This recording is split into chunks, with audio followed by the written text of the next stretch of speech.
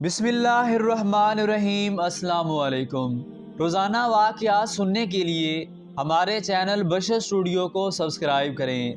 اللہ کے پیارے نبی حضرت سلیمان علیہ السلام نے اللہ پاک سے ایک نہایت عمدہ دعا مانگی، جس کا ذکر قرآن پاک کی سورۃ سواد کی آیت نمبر 35 میں اللہ پاک نے کیا ہے۔ بولا، اے میرے رب، مجھے معاف کر دے اور مجھے ایسی سلطنت بخش کہ میرے بعد کسی کے مناسب نہ ہو، بے شک تو بڑا بخشنے والا ہے۔ حضرت سلیمان علیہ السلام کی یہ دعا قبول ہوئی اور ان کو ایک ناقابل یقین حکومت و سلطنت عطا کی گئی۔ ان کے پاس ایک انگوٹھی بھی تھی، جس کی وجہ سے تمام چرند پرند، ہوا، نباتات اور حیوانات بھی ان کے تابع تھے، آپ کے حکم کو تسلیم کرتے تھے۔ آپ کے تخت کو ہوا اپنے کندھوں پر اٹھائے چلتی تھی، آپ پرواز کیا کرتے تھے۔ ایک دفعہ ایسے ہی شان و شوکت سے آسمان پر سلیمان علیہ السلام کا تخت گزر رہا تھا۔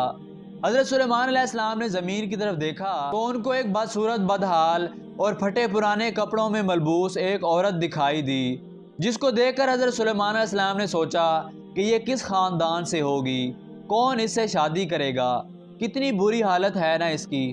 بس اللہ کو حضرت سلیمان علیہ السلام کی یہ بات ناپسند آئی اور حضرت سلیمان علیہ السلام کی انگوٹھی صحرا میں گر گئی اور تخت غائب ہو گیا۔ وہ فضا، وہ جنات، وہ کیڑے مکوڑے، وہ سب حضرت سلیمان علیہ السلام کی شخصیت سے ناواقف ہو گئے۔ سخر نامی جن کو حضرت سلیمان علیہ السلام کی انگوٹھی ملی اور اس نے پہن لی۔ اس جن پر سلیمان علیہ السلام کی شکل و صورت ڈال دی گئی اور آپ سے تخت و تاج چھن گیا۔ سب چیزوں پر شیطان نے قبضہ کر لیا۔ سخر نامی جن محل میں جا کر حضرت سلیمان علیہ السلام کے تخت پر بیٹھ گیا اور حکومت کرنے لگا۔ سب نے اسی کو حضرت سلیمان سمجھا، اسی طرح سب کو دھوکہ دیتا رہا اور حضرت سلیمان علیہ السلام کی بیویوں کے پاس بھی جانا چاہتا تھا، لیکن اللہ نے ایک فرشتہ مقرر کر دیا جس سے آپ علیہ السلام کی بیویاں محفوظ رہیں۔ اب اس سے بہت سی غیر معروف باتیں ظہور میں آنے لگیں۔ اس زمانہ میں حضرت سلیمان علیہ السلام کے ماننے والوں میں ایک نہایت ہی پرہیزگار شخص تھا۔ اس کو شک ہوا کہ یہ حضرت سلیمان نہیں ہیں۔ ایک روز اس نے کہا، کیوں جناب، اگر کوئی شخص رات کو جنبی ہو جائے اور موسم ذرا ٹھنڈا ہو اور وہ سورج طلوع ہونے تک غسل نہ کرے تو کوئی حرج تو نہیں؟ اس نے کہا، ہرگز نہیں۔ یہ جواب سنتے ہی اس نے شور مچا دیا کہ یہ شخص بہروپیہ ہے، یہ حضرت سلیمان علیہ السلام نہیں ہیں۔ لیکن وہ جن 40 دن تک تخت سلیمان علیہ السلام پر رہا۔ ادھر حضرت سلیمان علیہ السلام حیران ہو گئے کہ یہ کیا ہو گیا۔ وہ فضا کو حکم دیں مگر فضا ان کے حکم کو تسلیم نہ کرے، اور جنات کو بلائیں تو جنات ان کی بات تسلیم نہ کریں۔ وہ کسی مخلوقات سے بات کرنا چاہیں تو کوئی مخلوقات بات کا جواب تک نہ دے۔ وہ زمین پر پھرتے رہے، پریشانی کی عالم میں کہ مجھ سے کیا ہو گیا، سوچتے رہے، چلتے رہے۔ انہیں خیال آیا کہ اللہ اپنی مخلوقات سے بہت پیار کرتا ہے۔ میں فضا میں تھا، زمین کی طرف دیکھ کر ایک عورت کو پس سمجھا، بیکار سمجھا، نکارا سمجھا۔ شاید یہ بات اللہ کو ناپسند ہے۔ میں اس عورت سے معافی مانگوں گا اور اس سے شادی کروں گا، شاید اللہ مجھے معاف کر دے۔ ڈھونڈتے رہے مگر وہ عورت نہ ملی۔